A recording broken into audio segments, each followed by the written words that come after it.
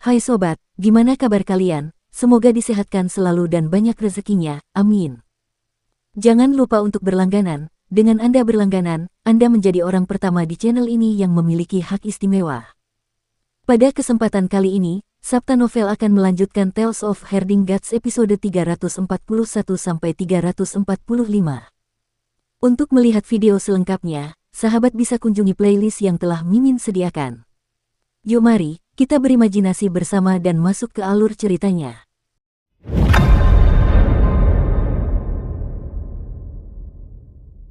Dao Master Lin Xuan adalah orang pertama yang tersadar. Dia mengangkat tangannya untuk menghentikan Qin Mu dan berkata dengan tulus, Master Sekte Qin harus menahan langkahnya. Kamu membawa buku emas ini ke depan bukan hanya untuk membiarkan Dao kecil membaca selama 3 hari, kamu mencoba untuk memikatku. Karena kamu telah melemparkan umpan dan aku sudah terpikat, mengapa tidak duduk dan membahasnya secara rinci? Semua penganut Tao tua mengangguk dan berkata serempak, diskusikan. Tidak ada yang tidak bisa didiskusikan. Kita semua adalah orang yang mengolah Dao, semua adalah pembudidaya Qi, jadi tidak ada yang tidak bisa kita diskusikan. Jalan yang benar atau jalan yang jahat tetaplah dua-duanya jalan, kita satu keluarga. Master Dao Lin Xuan mengundang Qin Mu untuk duduk, dan seorang biarawati Dao tua segera pergi untuk merebus teh, yang kemudian disajikannya. Qin Mu meminumnya dan tersenyum. Teh yang luar biasa, hanya sedikit lebih rendah dari High Heavens. Teh jenis apa ini, bolehkah saya mencobanya? Bisa. Biarawati Tao tua itu menyeringai, memperlihatkan beberapa giginya yang tersisa. Ini adalah wangi hijau surgawi sekte Dao kami. Hanya daun teh yang dihasilkan oleh pohon yang tumbuh di mata air Jade Void yang dapat disebut wangi hijau surgawi. Hanya ada 3 pohon seperti itu, dan hanya beberapa pon yang diproduksi setiap tahun. Berapa pon yang diinginkan Master Sekte Qin? Qin Mu meletakkan keranjang ramuan itu dan mengundang kepala desa untuk keluar. Dia menuangkan teh untuknya dan bertanya, kakek kepala desa, apakah Anda bisa terbiasa dengan rasa ini? Heavenly Green Precious Fragrance memiliki rasa yang ringan namun tahan lama, jadi tentu saja aku akan terbiasa dengannya. Kepala desa tersenyum, bahkan kaisar pun tidak boleh minum teh ini. Kalau begitu, mari kita minum 1 pon dulu agar kita bisa minum teh baru ini di awal musim semi berikutnya. Bawakan kami 1 pon, saya ingin yang kualitasnya terbaik, kata Qin Mu kepada biarawati Taois tua itu. Dia bergegas pergi dan kembali beberapa saat kemudian sambil membawa sekantung besar teh. Qin Mu menyimpannya dan melihat sekeliling sebelum berkata, Sekte Dao memang miskin. Seorang Taois tua buru-buru berkata, kami tidak miskin. Kami masih memiliki beberapa harta benda, tetapi dicuri oleh seseorang. Master Sekte Qin, buku emasmu. Oh, ini dari keluarga Qin lamaku. Qin Mu meletakkan buku emas itu ke samping dan berkata, aku dan Sekte Dao punya dendam, tapi aku selalu ingin datang untuk meminta maaf. Namun, aku tidak punya waktu. Perjalanan hari ini adalah untuk membiarkan Master Dao Lin Xuan membaca buku itu dan semoga dendam ini bisa diselesaikan di antara kita. Master Sekte Qin, sudah cukup. Dao Master Lin Xuan berkata dengan tegas. Dendam dapat diselesaikan, tetapi perbedaan antara ajaran kita bukanlah hal yang sama. Bahkan jika kita menyelesaikan dendam kita hari ini, kita akan bertarung lagi di masa depan karena ajaran kita, dan lebih banyak dendam akan tercipta. Master Sekte Qin, masih lebih baik bagi kita untuk membicarakan buku emas ini. Qin Mu berseru dalam hatinya atas penilaian yang saksama ini dan berkata, penglihatan Dao Master Lin sungguh dalam, aku benar-benar kagum. Kalau begitu, mari kita bicarakan buku emas ini. Buku ini mencatat 3 teknik yaitu Magpie Bridge, Mysterious Guide, dan Divine Crossing. Teknik-teknik itu digunakan untuk menghubungkan harta karun ke-7, Divine Bridge. Semua orang pasti bisa menebak alasan mengapa aku membawa buku ini. Memang ada teknik untuk menambal jembatan suci. Banyak pendeta Tao dan biarawati Tao tua yang hatinya terguncang. Mereka begitu gembira hingga sulit mengendalikan diri. Menambal jembatan dewa dan menerobos rintangan terakhir untuk menjadi dewa adalah impian banyak orang. Bahkan para ahli sekte Dao pun tidak terkecuali. Berkultivasi menjadi makhluk abadi tidak berarti apa-apa bagi orang-orang sekte Dao. Itu hanya semacam alasan untuk menghibur diri sendiri. Abadi adalah gelar yang berasal dari ibu kota Giok kecil, tempat para ahli sekte Dao sering berinteraksi. Orang-orang di sana menyamar sebagai orang abadi, tinggal di gunung yang jauh dari urusan duniawi. Mereka bahkan lebih tenang dan agung daripada orang-orang sekte Dao. Ketika para penganut Tao dan biarawati Tao pertama kali melihat buku emas itu, mereka langsung terguncang oleh rahasia jembatan Magpie. Mereka segera menyadari bahwa ini adalah teknik untuk menambal jembatan suci, dan itu sangat rumit, itulah sebabnya mereka tidak tidur, makan, atau bahkan beristirahat selama 3 hari. Begitu Kinmu mengulangi apa yang mereka pikirkan, bahwa ini adalah 3 teknik untuk menambal jembatan dewa sehingga dapat terhubung ke surga, para ahli dari Sekte Dao ingin sekali merebut kembali buku itu. Namun, melihat tetua yang tidak berlengan dan tidak berkaki itu, yang masih bisa minum teh di samping, mereka pun menjadi tenang. 3 hari yang lalu, sesepuh yang muncul dari keranjang itu hanya menatap mereka sekilas, namun mereka telah melihat keterampilan pedang yang ekstrim. Ketika mereka melihat tatapan tetua itu, mereka merasa seperti melihat pedang yang menyerang mereka. Mereka tidak dapat menghindar maupun bertahan dari serangan ini, jadi mereka semua mengalihkan pandangan mereka. Mereka semua adalah legenda Sekte Dao, jadi meskipun mereka tidak setingkat dengan Master Dao tua, mereka semua adalah orang-orang setingkat Master Sekte dengan keterampilan pedang yang unggul. Namun, tetua ini membuat mereka merasa bahwa jika mereka merampas buku itu dengan paksa, mereka pasti akan mati dengan cara yang menyedihkan. Tatapan Dao Master Lin Xuan berkedip. Ki vitalnya meledak dan menyusun model bintang siklus surgawi dengan aljabar. Cult Master, tolong selesaikan ini. Kinmu tersenyum, mengetahui bahwa pencapaiannya dalam aljabar sedang diuji. Jika dia tidak tahu apa-apa tentang aljabar, Sekte Dao dapat menaikkan harga awal mereka. Jika Kinmu memiliki pencapaian yang sangat tinggi dan memberitahu Sekte Dao bahwa pencapaiannya dapat diabaikan, barulah dia akan membuat mereka bersedia membantunya.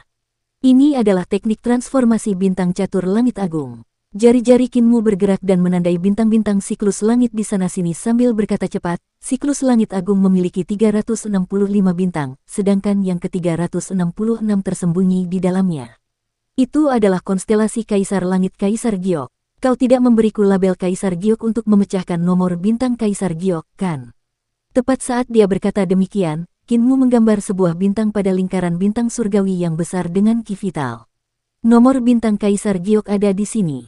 Hati semua penganut Tao tua dan biarawati Tao di biara Jade Void bergetar, dan mereka semua saling memandang. Pencapaian Master Kultus Iblis Surgawi dalam aljabar sangat tinggi, dia menyelesaikannya dengan sangat cepat.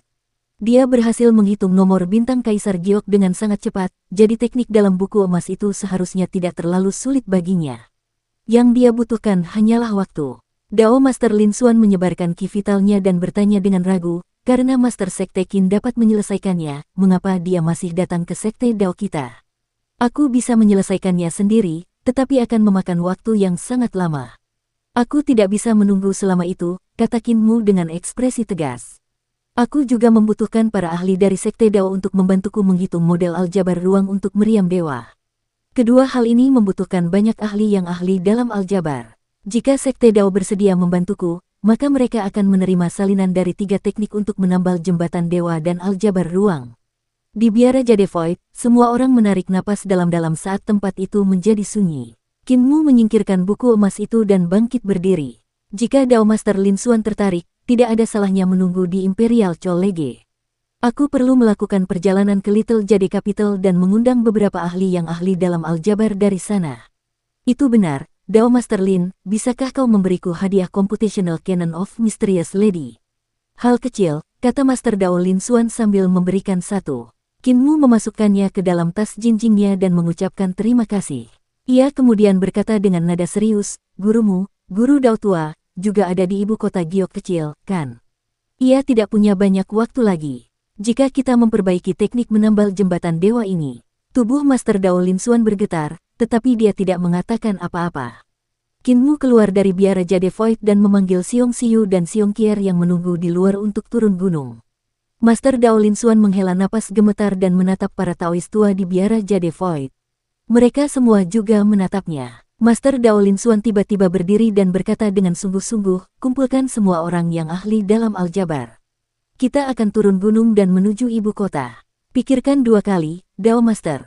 Seorang Daois tua langsung berkata, Dao Master benar-benar ingin bekerja sama dengan Sekte Iblis Surgawi. Orang-orang itu memiliki ambisi seperti serigala liar, dan Master Sekte Iblis Surgawi generasi ini sangat berbakat. Dia juga menyimpan niat jahat, telah membunuh entah berapa banyak saudara senior dan junior kita di ibu kota. Biarawati Tao tua lainnya berkata, Master Sekte Qin dari Sekte Surgawi memang jauh lebih pintar dan lebih kejam daripada Li Tianxing, jadi dia juga lebih sulit dihadapi. Dia kemungkinan besar membawa buku emas untuk memikat kita ke dalam perangkap. Dendam Sekte Dao dan Sekte Iblis Surgawi kita sangat dalam, dan Master Sekte Iblis Surgawi ini takut. Dia bukan orang yang baik. Master Dao, tolong pikirkan 2 kali. Kita harus pergi ke ibu kota. Dan kita harus mendapatkan metode untuk menjadi dewa. Dao Master Lin Xuan menyisir lengan bajunya dan berkata dengan acuh tak acuh, saudara-saudara senior, jangan bicara lagi. Master Sekte Qin benar, bahkan jika kita tidak membantunya, dia bisa memecahkan sendiri isi buku emas itu. Terlebih lagi, Imperial College dan Little Jade Capital juga memiliki orang-orang yang ahli dalam aljabar, jadi menghitung model aljabar ruang hanyalah masalah waktu. Jika Sekte Dao kita tertinggal selangkah, kita perlahan akan semakin jauh, sampai kita akan dilampaui oleh Sekte Iblis Surgawi. Kita akan jatuh pada waktunya. Dia berbalik untuk mengemasi barang bawaannya. Sekte Dao kita membutuhkan dewa sendiri, dewa yang hidup untuk melindunginya. Di dunia yang penuh perubahan besar ini, tanah suci yang tidak berubah tidak akan bisa bertahan. Banyak penganut Tao tua tidak mengatakan apa-apa dan mengemasi barang bawaan mereka sendiri. Mereka memilih murid-murid yang luar biasa dan bersiap untuk berangkat ke ibu kota. Tiba-tiba seorang Taois tua berteriak dengan keras, sialan, siapa yang mencuri kocokan ekor kuda pemimpin? Suara marah lain terdengar dari sisi lain gunung, siapa yang memakan ikanku? Siapa yang mencuri layar gunung dan layar sungai saya? Itu harta karun berharga yang saya kerjakan selama bertahun-tahun. Siapa yang telah melihat teluk semesta milikku? Itu adalah gunung palsu yang aku sempurnakan setelah mengambil teluk semesta. Jepitan rambutku ditaruh di meja rias, siapa yang mengambilnya? Di bawah gunung Jade Void, Qin Mu melewati gerbang gunung. Pendeta Tao tua yang menjaga gunung berdiri di gubuk jerami. Dia mengembalikan pakaian Qin Mu kepadanya dan bertanya dengan curiga, dewa pencuri tua telah mencuri harta Sekte Dao kita lagi. Qin Mu mengambil kembali pakaiannya dan menggelengkan kepalanya. Aku tidak melihatnya di gunung. Pendeta Tao tua itu menghentakkan kakinya dan berkata, sial. Kalau kau melihatnya, dia pasti masih bermalas-malasan di suatu tempat, tapi kalau kau tidak melihatnya, bajingan tua itu pasti sudah membalik-balik makam leluhur kita berulang kali. Setelah selesai, pendeta Tao tua itu memanggil anjing kuning besar itu dan membawanya ke atas gunung. Anjing kuning besar itu sangat lincah saat melompat ke atas. Di sana, ia mengendus-endus dan mulai menggonggong, menyebabkan kekacauan. Jika kita tidak pergi sekarang, para ahli dari Sekte Dao akan membantai mereka, kepala desa yang berada di keranjang ramuan memperingatkan.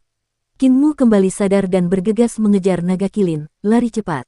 Naga kilin segera berlari kencang menuju pegunungan Kunlun yang megah. Setelah berlari cukup lama, mereka akhirnya meninggalkan pegunungan Kunlun. Dengan ekspresi khawatir, Qin Mu berkata, aku ingin tahu apakah kakek cacat berhasil keluar. Sebelum dia selesai mengatakan ini, dia melihat kripel duduk di bawah naungan pohon besar di depan mereka. Dia tampak telah menunggu cukup lama. Qin Mu tercengang dan ingin mengatakan sesuatu, tetapi si cacat tiba-tiba berdiri tegak seolah-olah api membakar pantatnya.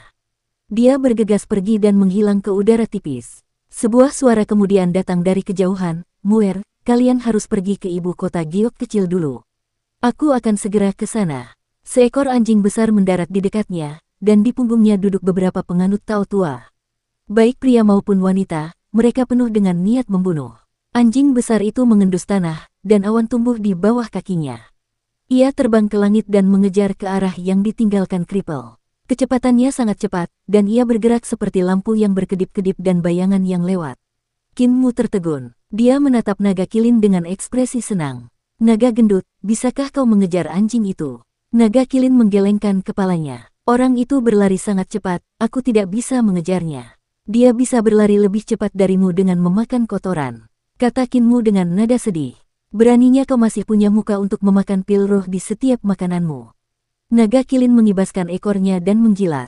Aku lebih agung darinya. Qin Mu terdiam. Bagaimana bisa mengendarai bakso besar dengan ekor yang megah? Dia makan lebih baik daripada siapapun, dan masih baik-baik saja kalau dia tidak bisa berlari lebih cepat dari banteng hijau, tetapi sekarang dia bahkan tidak bisa mengejar seekor anjing. Master Sekte, apakah kamu sudah tidak menyukaiku? Naga kilin menoleh dengan mata berkaca-kaca. Kamu pasti tidak menyukaiku, kan? Qin Mu mendengus dan alisnya melembut. Tidak, beberapa bulan lagi, dan tahun baru sudah tiba lagi, jadi bagaimana mungkin aku tidak menyukaimu? Bagaimana kalau aku memberimu 2 ember pil roh api merah setiap hari? Kamu bisa makan lebih banyak, dan gemukkan dirimu. Naga kilin menggigil, dan Xiong Qier naik ke kepalanya. Dia dengan hati-hati meraih sejumput rambut di belakang telinganya agar tidak jatuh.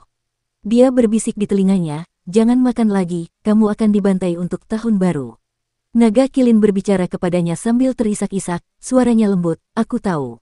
Aku hanya tidak bisa mengendalikan diriku sendiri." Little Jade Capital berada di langit yang jauh dari Dao Sek. Dengan kecepatan naga Kilin, ia perlu berlari selama 10 hari untuk mencapai tempat itu. Kinmu membuat kursi goyang dan mengamankannya di punggung naga Kilin yang lebar. Ia kemudian meletakkan kepala desa di atasnya. Satu hal yang baik tentang naga Kilin yang gemuk adalah ia dapat berlari dengan stabil, jadi tidak ada kekhawatiran bahwa kepala desa akan jatuh. Xiong Xiu terkadang minum teh bersamanya, sementara Kinmu akan pergi membeli ramuan spiritual saat mereka melewati kota untuk melanjutkan perawatan lukanya. Dia juga tidak mengingkari janjinya dan memberikan teknik alam 10.000 jiwa dari Istana Surga Sejati kepada Kinmu. Teknik alam 10.000 jiwa memiliki makna bahwa semua hal memiliki roh dan jiwa. Metode kultivasi Istana Langit Sejati Bumi Barat berbeda dari metode kultivasi Bumi Tengah. Caranya sedikit mirip dengan Sekte Dao, karena keduanya dekat dengan alam. Namun, Sekte Dao mempelajari penalaran matematika secara menyeluruh, salah satu Dao mengikuti alam, sedangkan Istana Langit Sejati lebih berfokus pada interaksi dengan semua hal, mewujudkan jiwa. Teknik Istana Surga Sejati menghasilkan kekuatan interaksi yang tak tertandingi, memberikan jiwa pada semua hal. Kinmu merenung sejenak dan merasa bahwa teknik ini lebih cocok untuk dikembangkan oleh wanita. Pikiran wanita lebih cermat, dan persepsi mereka lebih tajam, jadi mereka secara alami melampaui pria dalam hal ini. Jika dia mengembangkannya, dia bisa mencapai sesuatu, tetapi itu tidak akan banyak berguna baginya.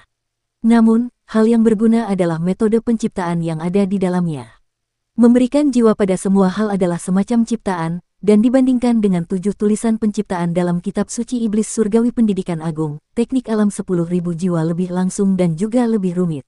Ada hal-hal yang dapat diperolehnya darinya. Teknik dari Istana Langit Sejati ini tidak terlihat seperti sesuatu dari era ini. Ketika Xiong Xiu mengajarkan teknik alam 10.000 jiwa kepada Kinmu, kepala desa juga mendengarkannya, menganalisis apa yang didengarnya. Kepala Istana Xiong, teknikmu dari Istana Langit Sejati tampaknya sedikit kuno dan berbeda dari teknik dari era Kaisar Pendiri. Kapan Istana Langit Sejati didirikan? Xiong Xiu menggelengkan kepalanya. Aku tidak tahu tentang ini. Saat aku menjadi kepala istana, keluarga Yu memberontak dan merebut kekuasaan, jadi aku tidak punya waktu untuk melihat catatan Istana Langit Sejati milikku. Namun, aku tahu bahwa istana itu sangat kuno, dan berasal dari masa lalu yang suram dan jauh. Aku pernah mendengar Neikui mengatakan bahwa Istana Langit Sejati kita bahkan lebih tua dari Tanah Suci di Middle Earth. Ekspresinya meredup, tetapi semangatnya segera bangkit kembali. Jika kalian berdua dapat membantuku mengambil kembali kendali Istana Surga Sejati, aku akan membiarkan kalian berdua membaca buku-buku di istana sepuasnya. Kepala desa menguap dan memejamkan mata untuk tidur. Xiong Xiu menatap Kinmu, tetapi dia sedang bermain dengan Xiong Qier. Dia menggunakan kuasnya untuk menggambar beberapa burung, yang kemudian terbang keluar. Burung-burung itu berputar-putar di sekitar gadis kecil itu sambil berkicau, membuat Xiong Qier tertawa terbahak-bahak tanpa henti. Xiong Xiu menghela nafas dan tidak mengatakan apapun lagi. Jelas bahwa Kinmu dan kepala desa tidak berniat membantunya merebut kembali kekuasaan. Pergi ke Istana Langit Sejati merepotkan, dan dia tidak bisa membawa apapun yang berharga, jadi mereka berdua tidak tertarik.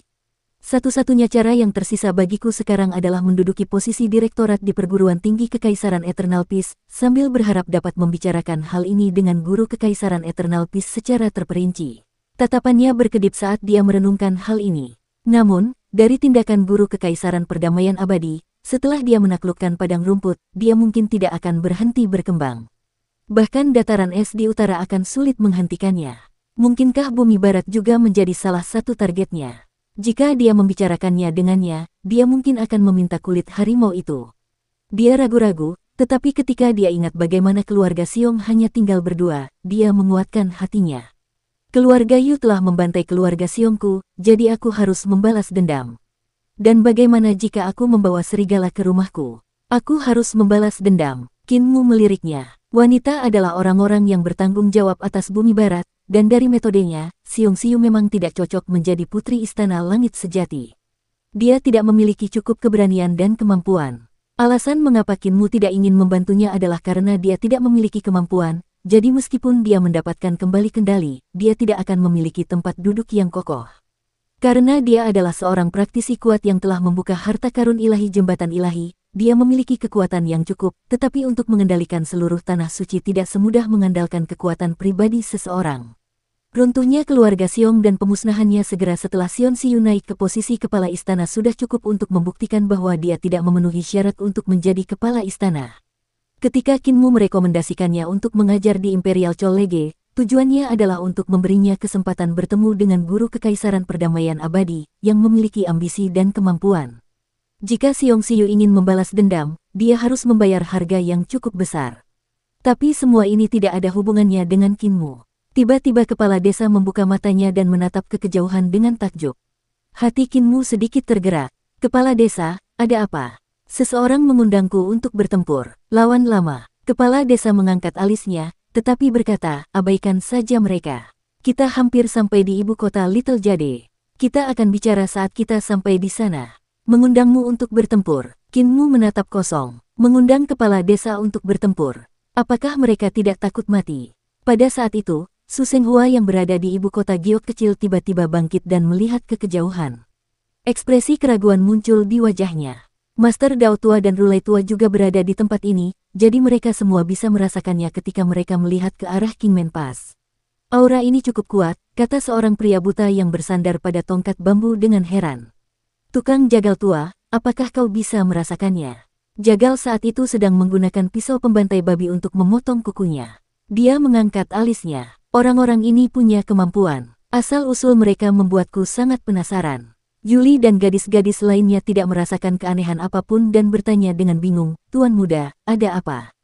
Tuan-tuanku turun, kata Su Senghua dengan heran. Begitu banyak dewa turun. Apakah sesuatu terjadi di surga tinggi? Paul Rulai tersenyum. Tuan muda Su, aura yang mereka keluarkan tampaknya menantang seseorang. Seharusnya bukan surga tinggi yang sedang dalam masalah. Su Senghua merenungkannya. Menantang seseorang, orang itu hanya bisa menjadi ahli seperti kaisar manusia tua atau guru kekaisaran perdamaian abadi. Yang terakhir mungkin dikenal sebagai orang nomor satu di bawah para dewa, tetapi dia masih belum memiliki kualifikasi untuk itu, jadi itu hanya bisa menjadi kaisar manusia tua. Pertapa King Yu, maaf telah mengganggu Anda selama beberapa hari terakhir. Terima kasih atas keramah tamahannya, saya akan pergi sekarang. Pertapa King Yu mencoba membuatnya tetap tinggal. Mengapa Tuan Muda Su tidak tinggal beberapa hari lagi?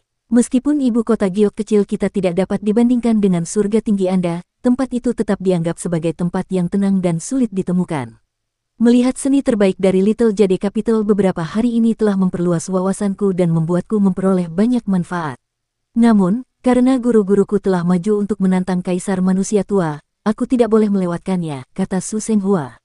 Pertapa King Yu tidak mendesaknya untuk tinggal lagi. Su Senghua membawa Jing Yan, Yu Liu, dan gadis-gadis lainnya menuruni gunung. Mereka tiba di sebuah perahu pesiar, yang mereka naiki dengan cepat. Perahu itu berlayar di langit yang sehalus cermin air, menciptakan riak-riak saat melaju ke kejauhan. Ketika meninggalkan ibu kota Giok kecil, langit yang seperti cermin air menghilang, dan riak-riak itu juga menghilang tanpa jejak, menjadi langit yang sebenarnya. Perahu pesiar itu berlayar perlahan menembus langit menuju kejauhan. Jagal melirik ke arah Blind, yang tersenyum. Aku tidak bisa melihat bahkan jika kau melirikku, aku orang buta. Kakak senior King Yu, Taois tua, biksu tua, kami saudara-saudara juga akan meninggalkan gunung. Pertapa King Yu segera berkata, kakak-kakak senior juga orang-orang yang telah mencapai Dao, jadi mengapa tidak tinggal di ibu kota Giok kecil? Dunia manusia itu berlumpur, jadi mengapa kamu harus mengotori dirimu sendiri?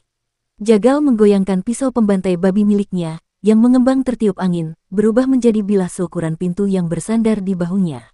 Ia tersenyum. Saya seorang tukang daging, dan apakah Anda mengizinkan saya membuka tempat pemotongan daging di sini? Jika saya tidak bisa menjual daging dan menghasilkan uang, apakah saya akan meminum angin barat laut? Wajah Petapa King Yu membeku, dan si buta melambaikan tangannya. Dengan begitu banyak musim semi di taman, bagaimana mungkin itu bisa dibendung?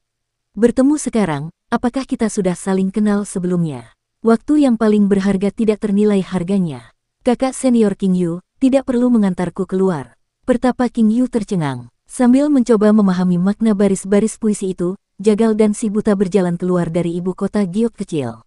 Suara Bacar terdengar dari langit cermin air. Buta, kalimat pertamamu berarti kita akan pergi, kan? Itulah sebabnya mata air tidak dapat dibendung, yang juga berarti bahwa Little Jade Capital tidak dapat menahan kita. Kalimat kedua seharusnya berupa formula yang sopan, yang mengatakan bagaimana orang asing yang berkumpul secara kebetulan, mengobrol sepanjang malam tentang jalan, keterampilan, dan seni ilahi berakhir sebagai teman. Kalimat ketiga bahkan lebih luar biasa. Artinya, kita memiliki masalah yang mendesak dan harus segera pergi, oleh karena itu waktu yang paling berharga tidak ternilai harganya. Apakah yang saya katakan benar? Si buta terdengar bangga. Tukang daging, kau memang belahan jiwaku. Itulah yang dimaksud dengan 3 baris puisiku. Si tuli itu terus mengatakan aku orang yang tidak serius, tapi bagaimana dia bisa mengerti ekspresi emosiku yang cemerlang. Dengan penuh kekaguman, Jagal memujinya, kamu memang semakin berbakat. Perasaanmu seperti puisi, membuat petapa King Yu tercengang. Bahkan Taois tua dan biksu terkemuka tercengang. Pertapa King Yu tercengang. Master Dao tua dan Rulai tua juga mirip ayam kayu. Tidak lama setelah Bacar dan Blind pergi, sebuah suara tiba-tiba terdengar dari kejauhan. Kaisar manusia saat ini telah datang untuk mengunjungi Little Jade Capital. Hati petapa King Yu bergetar hebat, dan dia tidak berani lalai. Dia buru-buru memukul gong perunggu, dan bunyinya bergema di seluruh ibu kota giok kecil. Para tetua yang bijaksana keluar dari pegunungan surgawi. Mereka terbang dengan napas abadi yang membubung dalam bentuk spiral saat mereka tiba di sisi petapa King Yu. Semua orang menatap cermin air di langit dan melihat gumpalan hitam terbang di atasnya, menciptakan riak-riak dalam perjalanannya. Pertapa King Yu menggoyangkan lengan bajunya seakan-akan tengah menyingkirkan debu, namun ibu kota giok kecil adalah tanah suci para dewa, jadi dari mana bisa ada debu? Pertapa King Yu melangkah maju dan mengangkat tangannya tinggi-tinggi di atas kepalanya. Gumpalan hitam yang polos dan biasa itu jatuh ke tangannya. Pertapa King Yu kemudian melangkah mundur dan meletakkan tangannya ke bawah. Para dewa tua lainnya dari Little Jade Capital segera maju untuk melihat dengan ekspresi serius. Segel Kaisar Manusia, kami merasa terhormat atas kehadiranmu, Kaisar Manusia. Saat mereka berkata demikian, mereka melihat seekor naga kilin menyeret perutnya yang besar untuk berjalan hati-hati di langit cermin air. Perutnya menciptakan riak-riak saat menyentuh permukaan air. Seorang gadis kecil yang cantik dan pintar berbaring di samping telinga naga kilin. Dia berkata dengan lembut, naga gendut, hisap perutmu. Naga kilin melakukan apa yang diminta dan menegakkan tubuhnya untuk melangkah maju dengan anggun. Namun, dia hanya mengambil beberapa langkah sebelum perutnya rileks dan menghantam cermin air dengan bunyi, boing. Langit cermin air Little Jade Capital ini memang luar biasa. Kinmu mengamati langit cermin air di bawah kaki naga kilin dan berseru kagum. Benda ini sangat menakjubkan. Ketika melihat dari bawah, orang bisa melihat langit biru kehijauan di siang hari, dan langit berbintang di malam hari. Namun, ketika seseorang berada di atas cermin air, mereka akan melihat dunia lain. Langit bak cermin air mengangkat ibu kota giok kecil dan memisahkannya dari dunia. Saat berdiri di atas dan melihat ke bawah, orang bisa melihat awan-awan melayang melewati pegunungan, terkadang memperlihatkan medan dan sungai-sungai panjang yang tampak seperti naga. Terbuat dari apakah langit cermin air ini? Kinmu tiba-tiba melompat turun dari punggung naga kilin dan mengulurkan tangannya. Apa yang disentuhnya sebenarnya seperti dunia nyata. Dia mengambil air dengan tangannya, dan dia benar-benar bisa menahannya di tangannya. Air itu bahkan mengalir keluar dari celah-celah di antara jari-jarinya. Kinmu berdiri dan menghentakkan kakinya. Permukaan cermin air beriak keluar. Aneh, ini bukan air atau udara, terbuat dari apa sebenarnya ini? Ia semakin heran. Mungkinkah masih ada bahan yang tidak kuketahui di dunia ini? Tidak, aku harus mencari tahu penyebabnya. Dia sangat bersemangat. Setelah belajar menempa dari Mute selama bertahun-tahun, sudah menjadi kebiasaan bagi Kinmu untuk mempelajari material yang belum pernah dilihatnya sebelumnya saat menemukannya. Dia membuka mata langit Cian untuk mempelajari struktur langit cermin air secara terperinci, mencoba menemukan bagaimana langit itu terbentuk oleh tanda-tanda rune. Namun, dia kecewa karena tidak dapat menemukannya. Ini tidak mungkin. Cermin air langit jelas merupakan harta karun, dan karena itu adalah harta karun, ia memerlukan tanda rune untuk meningkatkan kekuatannya. Tidak mungkin tidak ada satupun tanda rune. Kinmu tercengang. Dia pernah melihat teknik penyegelan para dewa sebelumnya, misalnya, segel sarang lebah di ruang bawah tanah lembah hantu. Di dalamnya, ada tanda rune yang berkedip-kedip. Mungkinkah teknik penempaan langit cermin air ini melampaui metode para dewa? Bagaimana mungkin dia tidak melihat tanda rune? Naga kilin telah mencapai ibu kota giok kecil dan naik ke pulau terbang. Xiong Xiu berbalik untuk melihat, hanya untuk melihat Qin Mu masih bermain dengan air di langit cermin air. Dia tidak bisa menahan senyum. Guru sekte dan kaisar manusia Qin ini mungkin tampak dewasa, tetapi hatinya masih kekanak-kanakan. Pertapa Qin Yu segera maju dan mengangkat segel kaisar manusia tinggi-tinggi ke udara. Ia melihat ke arah punggung naga kilin dan melihat seorang ibu dan anak perempuan serta kepala desa yang seperti tongkat manusia. Semua orang ragu sejenak. Pertapa Qin Yu tersenyum. Kaisar manusia, tolong ambil kembali segel berhargamu. Kepala desa terbang turun dari punggung naga kilin dengan kursi goyang, tetapi dia tidak mengambil segel kaisar manusia. Dia menggelengkan kepalanya. Aku bukan lagi kaisar manusia. Aku telah turun tahta dan menyerahkan tanggung jawab kepada generasi berikutnya. Pertapa Qin Yu buru-buru menatap ibu dan anak itu, ragu-ragu sejenak. Kaisar manusia saat ini adalah seorang wanita. Tidak heran kalau wanita ini tidak terlihat lemah dan sudah setingkat Master Sekte. Luar biasa. Namun, dia tidak terlihat seperti orang dari Middle Earth, tetapi seperti dia berasal dari West Earth. Tidak ada kekurangan wanita di antara para kaisar manusia sebelumnya, tetapi Xiong Xiu berasal dari suku di bumi barat, dan ini membuatnya merasa aneh. Namun, suku-suku di bumi barat juga manusia, sehingga mereka juga bisa menjadi kaisar manusia. Pengembara Qin Yu dan para dewa tua dari ibu kota Giok kecil menyapa Xiong Xiu dan Xiong Xiu, yang langsung tersenyum. Aku bukan kaisar manusia, para senior.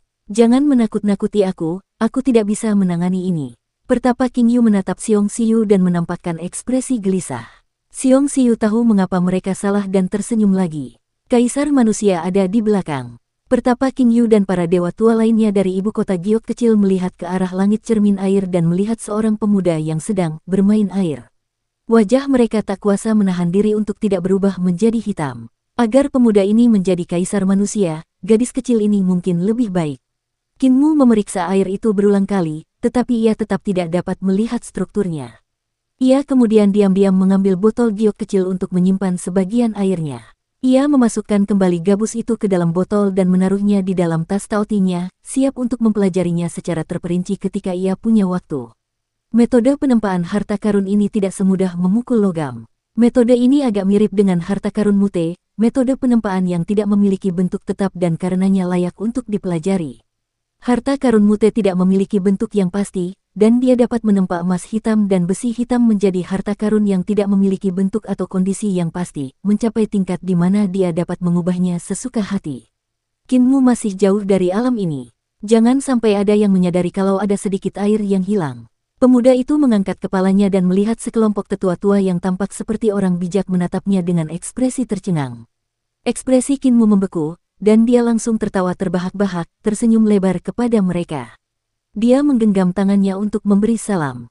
Kaisar manusia saat ini memberikan penghormatannya kepada saudara-saudari senior. Maaf mengganggu ketenangan para senior, saya merasa tidak enak karenanya.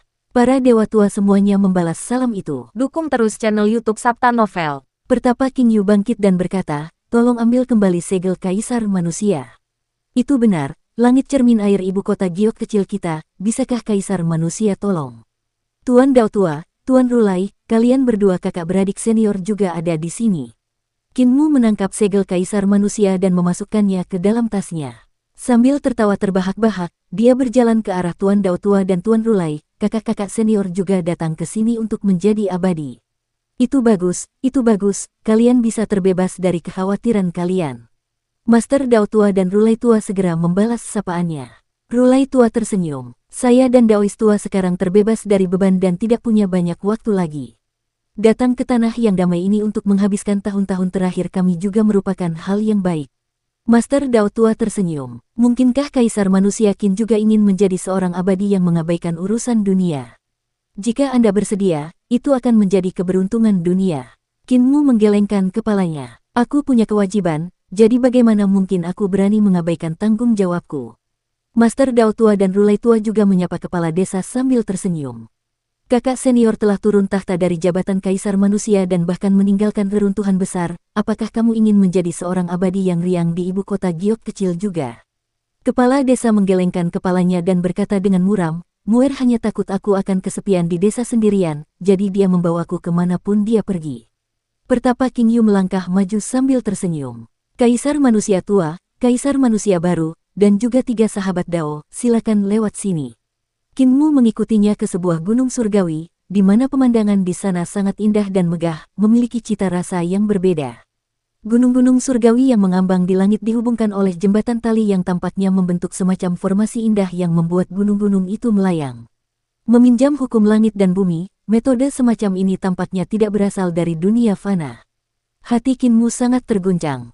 Susunan semacam ini termasuk ke dalam hukum peminjaman yang tingkat keunggulannya mencapai tingkat yang tak terbayangkan.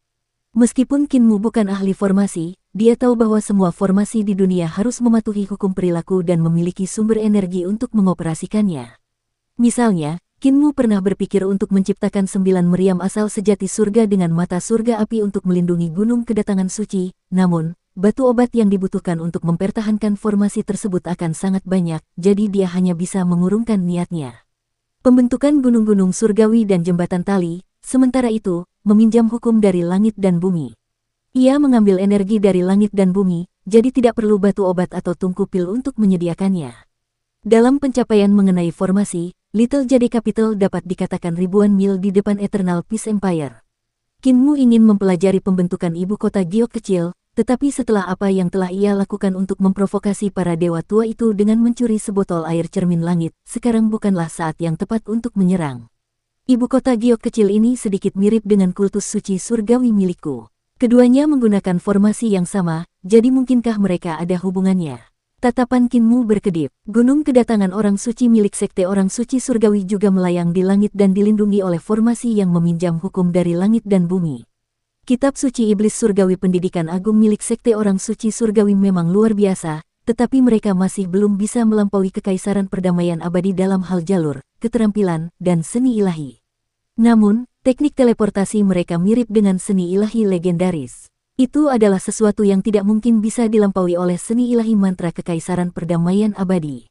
Cermin air langit Little Jade Capital memperlihatkan bahwa metode penempaan mereka juga telah mencapai tingkat yang menakjubkan, sama hebatnya dengan harta karun mute yang tidak memiliki bentuk tetap. Jelaslah bahwa Little Jade Capital memiliki banyak teknik dan seni pamungkas yang jauh melampaui dunia fana. Tidak diragukan lagi, itu adalah tanah suci nomor 1 di dunia. Pertapa King Yu bersulang untuk kepala desa dan berkata, Saudara Dao mengasingkan diri di reruntuhan besar dan menghilang selama beberapa ratus tahun, dan banyak orang mengira Anda telah meninggal. Sekarang dunia sudah damai, mengapa Saudara Dao harus keluar lagi? Begitu Anda keluar, orang-orang akan berada dalam situasi yang mengerikan lagi. Jika Anda tidak ingin keluar, bagaimana mungkin Kaisar Manusia mengajak Anda keluar? Orang-orang di generasi kita sebagian besar meninggal karena usia tua. Meskipun beberapa orang luar biasa dan memiliki kultivasi yang mengguncang dunia, mereka bersedia mengubur bakat mereka dan mati dengan tenang karena usia tua di surga palsu ini.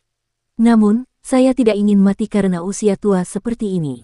Jika saya mati, saya ingin mati seperti Kaisar Manusia, mati dengan penuh semangat, kata kepala desa acuh tak acuh. Pertapa King Yu menyesap tehnya dan tersenyum. Saudara Dao, memangnya kenapa kalau kita luar biasa? Dulu kamu adalah orang nomor 1 di dunia, satu pedang menerangi berapa banyak gunung dan sungai. Dalam hal luar biasa, bagaimana mungkin kita bisa dibandingkan denganmu, Saudara Dao? Tapi apa yang terjadi kemudian? Kamu menjadi apa? Mata kepala desa menjadi tajam. Pertapa King Yu sama sekali tidak takut dan meletakkan cangkirnya. Ia berkata, Pak Rulai, Pak Guru Dao, saya, Ling Jing, dan para dewa ini semua mengagumi Anda saat itu. Kami sangat mengagumi Anda dan merasa bahwa tindakan Anda dapat mengguncang dunia. Namun sayang sekali, bahkan Anda yang luar biasa pun terpaksa melakukan hal seperti itu. Kepala desa terdiam. Pertapa King Yu mendesah. Aspirasimu yang tinggi telah musnah bersama anggota tubuhmu, tetapi tidak semua orang sepertimu. Kami merasa tinggal di sini juga cukup baik. Kamu bukan ikan, jadi bagaimana kamu bisa tahu kebahagiaan seekor ikan? Aku juga bukan kamu, jadi aku tidak bisa berbagi emosimu. Kepala desa mengangkat cangkir teh dengan ki vitalnya dan perlahan-lahan meminum tehnya. Pertapa King Yu menatap Qin Mu dan tersenyum. Kaisar Manusia Qin, Pertapa pernah mendengar namamu sebelumnya. Kau juga adalah guru sekte suci dari sekte orang suci surgawi. Hati Qin Mu tergerak, dan dia berkata, karena kalian semua adalah makhluk abadi yang tidak peduli dengan urusan duniawi, mengapa kalian masih harus menyelidiki urusan duniawi? Pertapa King Yu tersenyum dan tidak menjelaskan. Ia punya firasat untuk mencoba menjaga jarak ribuan mil darinya. Setelah Kaisar Manusia menghabiskan tehnya, silakan tinggalkan ibu kota giok kecil. Kinmu tidak minum teh, tetapi mengeluarkan buku emas. Silakan lihat buku ini. Aku ingin tahu apakah hati dewa akan tergerak. Pertapa King Yu membuka buku emas itu, dan wajahnya berubah. Auranya tiba-tiba meningkat drastis sebelum menjadi tenang sekali lagi. Dia membalik ke halaman kedua dan kemudian ke halaman ketiga. Setelah beberapa saat, Petapa King Yu menutup buku itu dan mendorong buku emas itu kembali ke Kinmu sambil tersenyum. Itu memang menyentuh hatiku. Kaisar Manusia Qin, silakan pergi. Kinmu tercengang. Siapapun yang melihat buku emas ini akan merasa sulit untuk tetap tenang, apalagi mengembalikan buku itu kepadanya. Namun, Petapa King Yu ini tampaknya tidak tergerak, membuat semua yang ingin dia katakan menjadi sia-sia. King Ye abadi. Seperti yang dikatakan Kinmu hingga saat ini, Hermit King Yu menatapnya dalam-dalam dan berkata, semua kaisar manusia sebelumnya seperti ini, sulit untuk membuat kaisar manusia menyerah. Kalau begitu, biarkan Hermit menjelaskan semuanya kepada kaisar manusia. Dia berdiri dan bertanya, apakah kaisar manusia Qin merasa familiar saat melihat ibu kota giok kecil? Apakah itu mirip gunung kedatangan orang suci milik sekte suci surgawi? Kinmu tertegun dan tidak dapat menahan diri untuk berdiri juga. Dia memang merasakan sesuatu yang familiar. Hal yang paling dia rasakan familiar adalah formasi yang digunakan Little Jade Capital untuk meminjam hukum langit dan bumi. Formasi itu hampir sama dengan yang digunakan di Saint Rival Mountain. Ini karena Little Jade Capital dan Saint Rival Mountain berasal dari sumber yang sama. Pertapa King Yu memandangi pegunungan surgawi yang megah di ibu kota giok kecil dan berkata dengan lembut, orang suci dari sekte Santo Surgawi dan pendiri ibu kota giok kecil kita adalah orang-orang dari generasi yang sama. Mereka berasal dari tempat yang sama. Bukan hanya sekte Santo Surgawi dan ibu kota giok kecil. Dia menoleh ke belakang untuk melihat kepala desa sambil menekankan setiap kata yang diucapkannya. Kaisar manusia generasi pertama dari Aula Kaisar Manusia juga datang dari sana. Selain itu, ibu kota giok kecil, gunung kedatangan suci, dan Aula Kaisar Manusia adalah pecahan dari tempat yang sama. Saudara Dao yang pernah pergi ke Aula Kaisar Manusia sebelumnya pasti tahu betul tempat seperti apa itu, kan? Otak Kinmu seperti meledak, dan berbagai macam pikiran berkecamuk dalam benaknya, membuatnya kacau. Bahkan telinganya berdengung. Apa yang diungkapkan Pertapa King Yu sungguh sangat mencengangkan, sungguh tidak dapat dipercaya. Little Jade Capital, Heavenly Saint Chult, dan Hall of Human Emperors sebenarnya berasal dari sumber dan era yang sama, mereka diciptakan oleh orang-orang yang telah berjalan keluar dari tempat yang sama. Tidak hanya itu, ketiga tempat suci ini sebenarnya adalah pecahan dari tempat yang sama. Kinmu menoleh ke arah kepala desa. Ekspresinya biasa saja, tanpa ada perubahan. Seolah-olah kata-kata Pertapa King Yu yang menggetarkan dunia tidak cukup untuk menggerakkan hatinya. Atau lebih mungkin lagi, dia sudah mengetahui hubungan antara tiga tempat suci tersebut, jadi kata-kata itu tidak mengejutkan baginya. Namun, Old Rulai dan Old Dao Master terkejut. Jelas bahwa kedua pemimpin sebelumnya dari dua tempat suci besar ini tidak mengetahui cerita di baliknya. Asal-usul kedua tempat suci itu bahkan lebih kuno lagi, namun tidak semua sejarah tercatat. Petapa King Yu mengalihkan pandangannya dari kepala desa dan menatap Kinmu. Sambil tersenyum, ada ekspresi terkejut di wajahnya. Sepertinya Kaisar Manusia Tua tidak memberitahumu informasi rahasia apapun. Kamu juga belum pernah ke Aula Kaisar Manusia. Kaisar Manusia Muda, kamu harus pergi ke sana, kamu akan mempelajari banyak rahasia di tempat itu. Kinmu menenangkan dirinya dan berkata dengan sungguh-sungguh, semoga Dewa King Anda memberikan penjelasan. Pertapa King Yu menatap kepala desa yang ekspresinya seperti sumur tua. Pertapa King Yu tersenyum. Jika kau tidak mengatakannya, aku akan ikut campur dalam urusanmu, meskipun itu bukan tugasku. Kaisar Manusia, silakan ikuti aku. Dia berjalan menuruni gunung, dan Kinmu mengikutinya. Kepala desa juga diam-diam melayang di belakang mereka berdua. Siong Siyu ragu-ragu sejenak, lalu menarik Siong Kier sambil menggelengkan kepalanya. Kita seharusnya tidak ikut campur dalam urusan Middle Earth. Siong Kier tidak bisa mengerti, tetapi Siong Siyu memiliki kekhawatirannya sendiri. Masalah Istana Langit Sejati sudah membuatnya pusing, tetapi masalah dunia tengah bahkan lebih mengerikan. Dia bisa merasakan bahwa beberapa rahasia lebih baik tidak diketahui. Master Dao Tua dan Rulai Tua saling memandang, dan Master Dao Tua tersenyum. Kita sudah terbebas dari beban dan telah menjadi abadi di ibu kota giok kecil. Jangan pelajari rahasia apapun lagi agar kita tidak merusak kerangka berpikir kita. Rulai Tua menatapnya dan berkata, apa yang dicatat dalam buku emas itu dalam metode untuk menghubungkan jembatan suci. Apakah hati Daoyu tidak tergerak? Lalu apa? Kata Master Dao tua dengan santai. Di mana orang yang menciptakan metode untuk menghubungkan jembatan suci sekarang? Rulai tua tercengang dan tertawa terbahak-bahak. Dia tidak berencana untuk mengikuti mereka juga. Semua kaisar manusia sebelumnya gagal, jadi tidak perlu ikut bersenang-senang.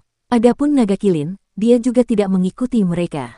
Dia tergeletak di samping dan mulai mendengkur, yang terdengar seperti guntur yang menghantam tanah. Kamu akan dimakan, bisik Xiong Qier di telinganya. Naga kilin segera mengangkat kepalanya dan melihat sekeliling dengan hati-hati. Ketika dia melihat Kinmu tidak ada di sana, dia berkata kepada gadis kecil itu, aku akan berolahraga setelah tidur siang.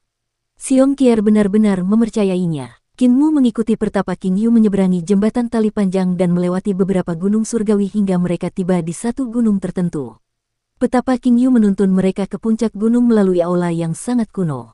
Aula itu tampaknya tidak pernah diperbaiki selama bertahun-tahun dan sedikit rusak. Dindingnya rusak, dan tidak banyak pilar yang menopang langit-langit. Seolah-olah pilar-pilar itu telah hancur dalam api perang. Aula besar itu disebut Aula Catatan Sejarah.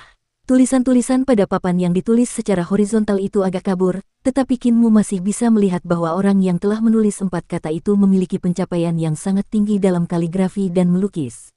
Kata-kata, Aula Catatan Sejarah, memiliki makna sejarah yang mendalam karena perasaan transformasi terpancar ke wajah seseorang dari kata-kata itu. Pada masa Kaisar Pendiri, Balai Catatan Sejarah merupakan tempat yang terkenal. Petapa King Yu berjalan melewati aula, tetapi tidak ada buku di sana. Hanya deretan rak buku kuno yang tersisa. Bagian dalam ruangan tempat buku-buku itu berada berbentuk lingkaran, yang sangat luas. Kinmu melihat banyak rak buku yang ditempatkan di dinding melingkar, jadi siapapun yang ingin membacanya harus berjalan-jalan. Namun, sangat disayangkan semua buku tersebut hilang. Banyak buku di tempat ini hancur dalam kebakaran perang, sementara buku-buku yang tersisa dipindahkan ke aula lain untuk melestarikannya.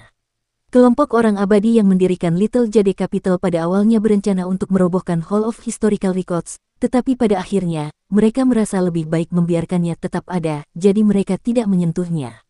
Pertapa King Yu berjalan di sepanjang dinding, melewati deretan rak buku kosong, tangannya membelainya. Kinmu mengikutinya, sedikit tertegun. Sebuah gaya magnet datang dari dinding dan menarik tubuhnya ke arah itu, memungkinkannya untuk berjalan bebas di dinding. Para dewa yang mendirikan Little Jade Capital bertugas mencatat sejarah selama era Kaisar Pendiri. Tidak hanya selama itu, tetapi juga sebelum itu. Karena mereka mencatat semuanya, kita dapat melihat kegagalan dalam sejarah dan mengetahui bahaya yang menyertainya. Itulah sebabnya ketika era Kaisar Pendiri dilenyapkan, mereka pindah dari aula catatan sejarah untuk mendirikan ibu kota Giok kecil, tanah suci ini. Ibu kota Giok kecil jauh dari dunia fana dan tidak berpartisipasi dalam urusan duniawi. Kami hanya diam-diam melayang di luar dunia fana untuk mencatat kemakmuran dan kemunduran dunia. Apakah Kaisar Manusia tahu di mana aula catatan sejarah dulu berada di era Kaisar Pendiri? Kinmu menggelengkan kepalanya. Pertapa King Yu berjalan ke atap kubah dengan kepala menghadap ke tanah dan kaki bergerak di atas atap. Kalau begitu, apakah Kaisar Manusia tahu arti dari ibu kota Giok? Itu adalah ibu kota tempat tinggal Kaisar Langit, kata Kinmu. Petapa King Yu mendesah. Benar sekali, ibu kota tempat Kaisar Langit tinggal. Ibu kota Giok adalah surga langit. Nama ibu kota Giok kecil digunakan untuk mengenang ibu kota tempat Kaisar Langit tinggal. Sejarah yang tercatat di aula catatan sejarah sebenarnya untuk dibaca oleh Kaisar Langit.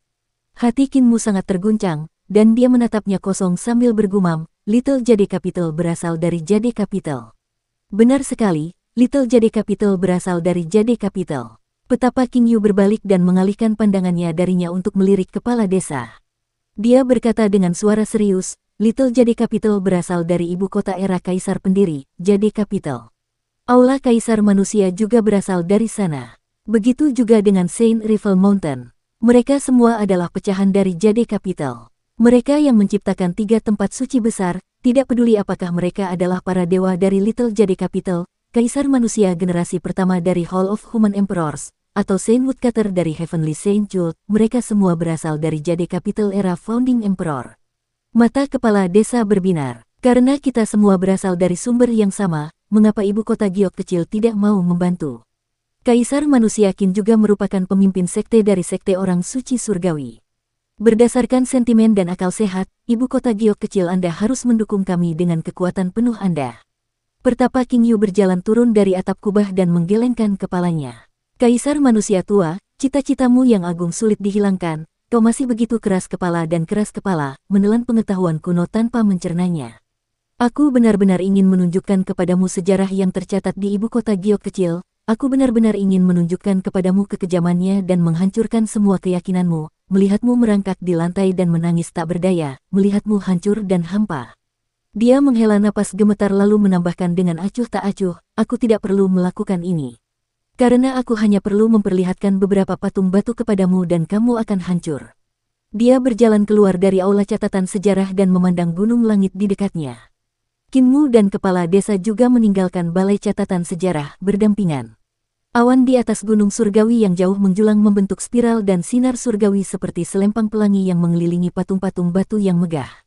Patung-patung batu ini memiliki suasana yang beraneka ragam dan tidak diketahui karya surgawi mana yang memahatnya. Pertapa King Yu berjalan menuruni gunung surgawi dan menuju ke arah jembatan tali.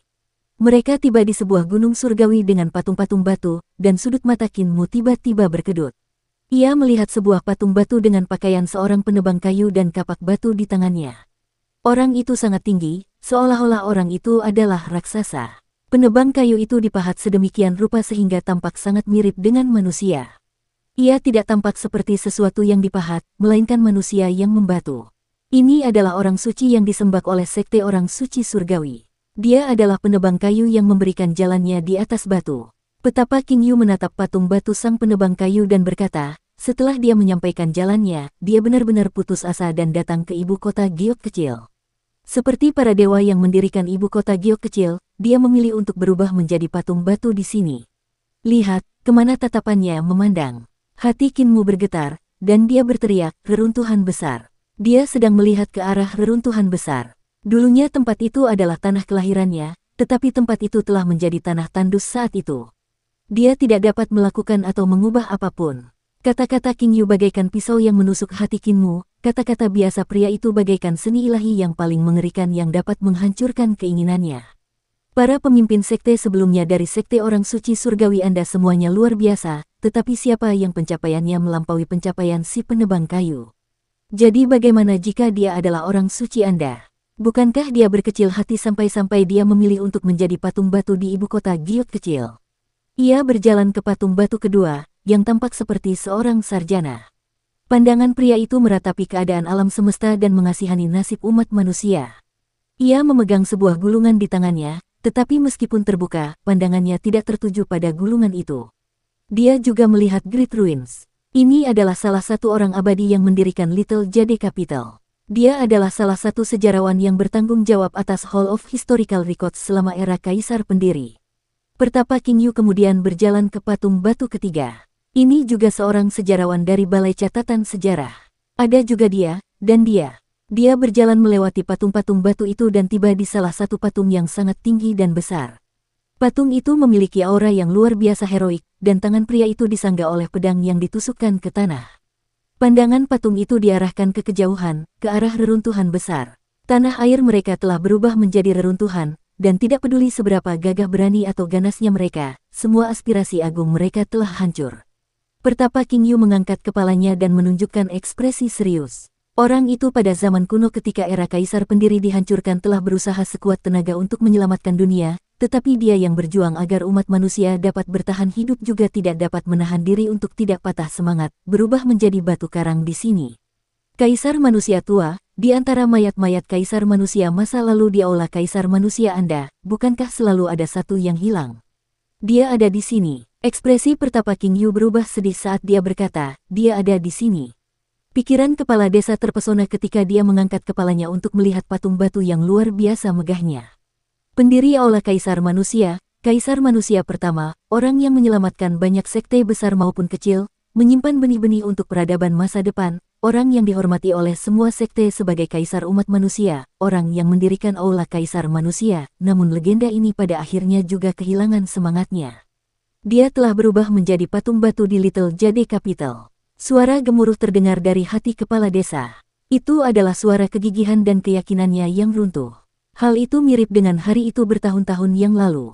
Semua yang ia pertahankan dan semua keyakinannya tiba-tiba runtuh, mengubahnya kembali menjadi lelaki tua tak berdaya yang anggota tubuhnya telah terputus. Ia ingin melawan, tetapi ia tidak punya tangan untuk berpegangan pada apapun.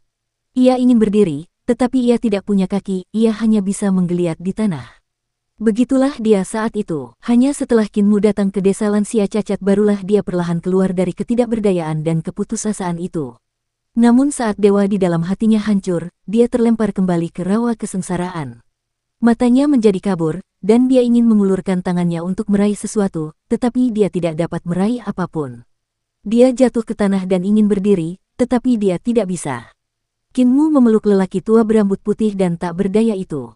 Muer, kaisar manusia sebelumnya berteriak memohon, "Mari kita kembali ke desa lansia cacat, mari kita kembali, jangan keluar lagi, kembalikan segel kaisar manusia kepadaku, kembalikan kepadaku.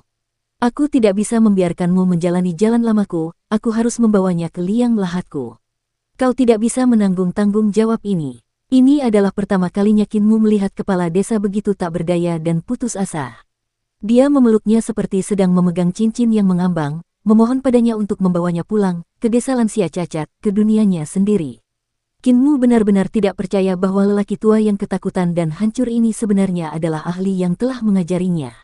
Dia tidak pernah membayangkan bahwa kepala desa yang kuat dapat dengan mudah dikalahkan. Kepala desa selalu berkata bahwa dirinya terlalu kuat, namun semua keyakinannya begitu mudah dihancurkan.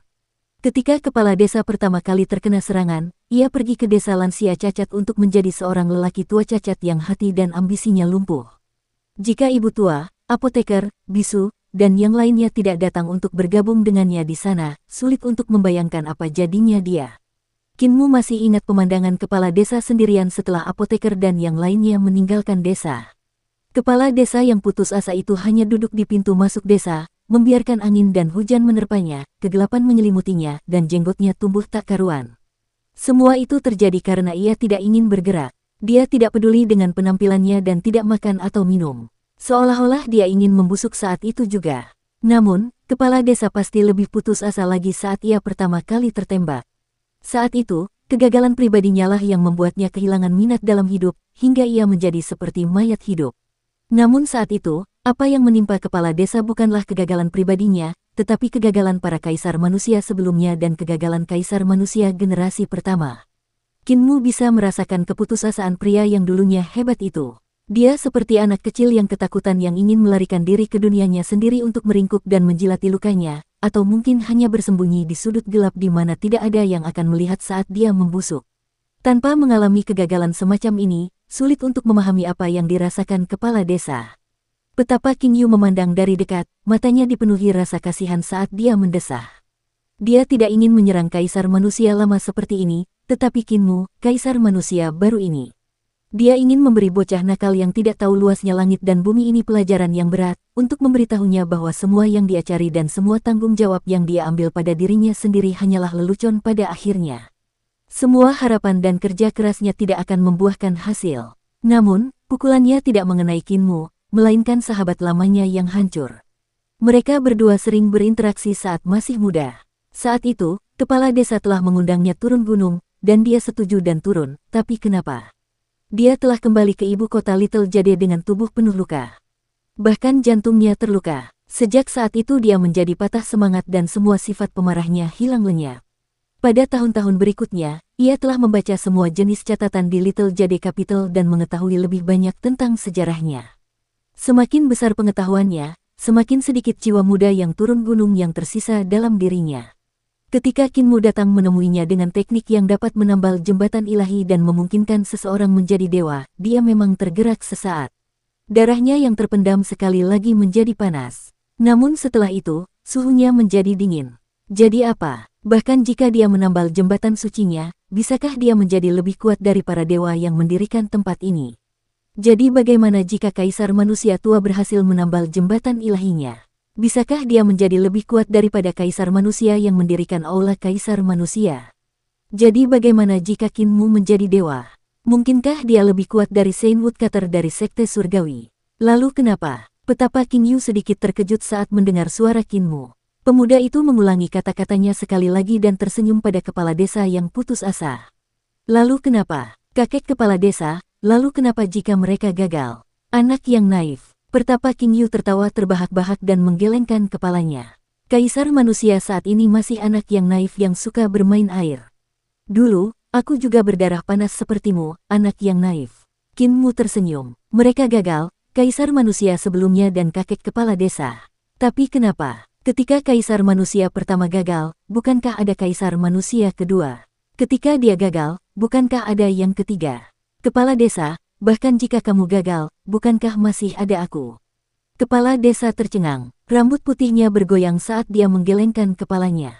Aku tidak ingin kamu menjadi sepertiku, katanya sambil terisak. Dirinya saat itu hanyalah seorang lelaki tua biasa, bukan kaisar manusia yang dapat menegur langit dan bumi. Ia bukanlah dewa pedang yang ilmu pedangnya telah mencapai alam jalan. Ia hanyalah seorang lelaki tua lumpuh yang tidak rela membiarkan anaknya mengikuti jejaknya. Aku adalah tubuh penguasa, apakah kau sudah lupa? Qin Mu berkata sambil tersenyum. Satu-satunya tubuh penguasa, dan aku dibesarkan oleh kalian semua. Bukankah itu sudah cukup? Tubuh penguasa. Kepala desa tertawa dan menangis pada saat yang sama. Tubuh penguasa. Hehe, ini dosaku, Muer, ayo kita pulang, oke. Aku mohon padamu. Energi vital Qin Mu melonjak keluar dan mengangkat tetua itu ke dalam pelukannya. Senyumnya berseri-seri seperti matahari pagi di awal musim semi. Tampaknya mampu mengusir semua awan gelap di hati orang lain, memberi mereka kehangatan dan harapan. Tubuh penguasa tidak akan pernah mengakui kekalahan, tidak akan pernah menerima kematian. Qin Mu memiliki daya menular yang tak terlukiskan dalam suaranya saat dia menegakkan punggungnya dan berbicara dengan keyakinan dan kepastian baru. Aku akan melampaui kalian semua dan berhenti selalu menjadi nomor 2 di dunia. Aku akan melampauimu dalam keterampilan pedang dan menjadi dewa pedang, mencapai titik ekstrim dalam jalur pedang.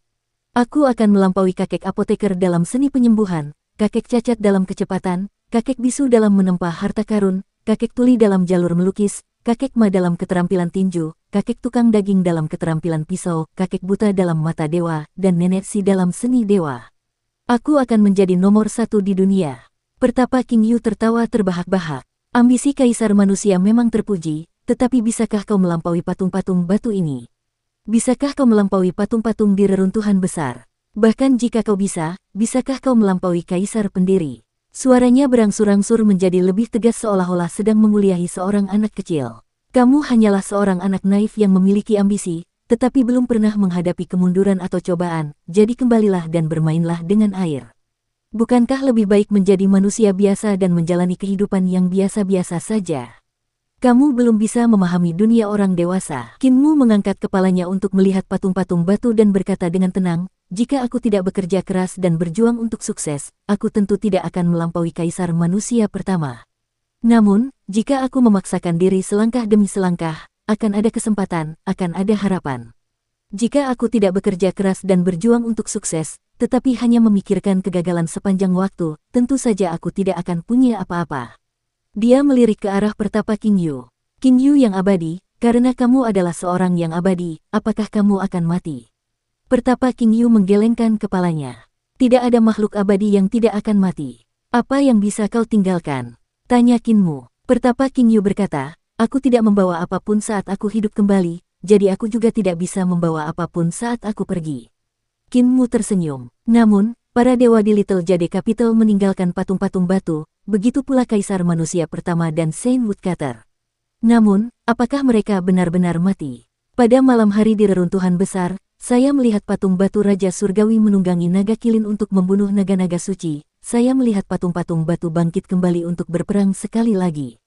Saya bahkan melihat mereka memancarkan cahaya suci di malam hari untuk melindungi orang-orang di reruntuhan besar. Namun, apa yang akan Anda tinggalkan setelah Anda mati? Dia tidak menunggu Pertapa King Yu menjawab dan menjawabnya. Tidak ada. Pertapa King Yu marah, dan menggelengkan kepalanya sambil tersenyum. Kamu masih anak kecil yang hanya tahu cara menyombongkan diri, tidak mengerti untung rugi. Kamu akan memar di sekujur tubuh dan menghancurkan kepala, tubuh, dan dirimu sendiri sampai kamu menjadi seperti aku dan kaisar manusia tua itu. Ketika saat itu tiba, keluargamu akan dimusnahkan, meninggalkanmu sendirian, bahkan tanpa seorang anak pun yang mengantarmu pergi. Pada saat itu, kamu akan menyadari bahwa kata-kataku adalah permata kebijaksanaan. Qin Mu mengangkat kepalanya untuk melihat patung batu itu dan berkata dengan ekspresi tenang, mereka akan hidup kembali dan ketika ada harapan di dunia ini sekali lagi, mereka akan hidup kembali dan terus berjuang demi harapan. Tetapi ketika saat itu tiba, apakah Dewa King Yu akan dapat hidup kembali untuk bertarung? Dia tidak akan bisa, karena kamu sudah mati. Dengan geram, petapa King Yu melangkah maju. Pakaiannya bergerak sendiri, tanpa angin, dan rambutnya berkibar saat dia berteriak, bahkan jika kamu adalah kaisar manusia, apa yang bisa kamu lakukan? Qin Mu meliriknya, aku adalah tubuh penguasa. Tidak ada tubuh penguasa di dunia ini. Pertapa King Yu berteriak dengan suara yang memekakkan telinga. Apa sih tubuh penguasa itu? Sama sekali tidak ada konstitusi seperti itu. Siapa yang ingin kau tipu? Dunia ini memiliki tubuh penguasa. Kepala desa tiba-tiba membuka mulutnya, dan pertapa King Yu sedikit tertegun saat dia mengalihkan pandangannya ke arahnya. Kepala desa berjuang melepaskan diri dari ki vital Qin Mu dan melayang dengan wajah serius. Ada tubuh penguasa di dunia ini, tubuh penguasa dari desa bebas. Hati petapa King Yu terguncang hebat, dia menatap Qin Mu dengan tergesa-gesa sambil berseru, maksudmu adalah...